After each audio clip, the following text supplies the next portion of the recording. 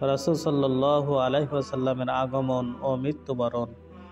কিয়ামতের সর্বপ্রথম আলামত হচ্ছে রাসূল সাল্লাল্লাহু আলাইহি ওয়াসাল্লামের আগমন, কেননা তিনি হলেন সর্বশেষ নবী। তারপর কিয়ামত পর্যন্ত আর কোনো নবী আগমন হবে না। রাসূল সাল্লাল্লাহু আলাইহি ওয়াসাল্লামের দুনিয়াতে আগমনের অর্থ হলো দুনিয়ার বয়স শেষ হয়ে আসছে, কিয়ামত অতি নিকটবর্তী হয়ে গেছে।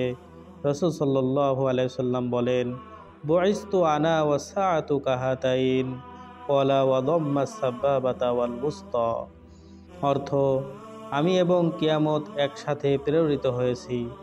একথা বলে রাসূল সাল্লাল্লাহু আলাইহি সাল্লাম হাতের শাহাদত আঙ্গুলি এবং মধ্যমা আঙ্গুলি একত্রিত করে দেখালেন। মুসলিম অধ্যায় কিয়ামতের আলামত।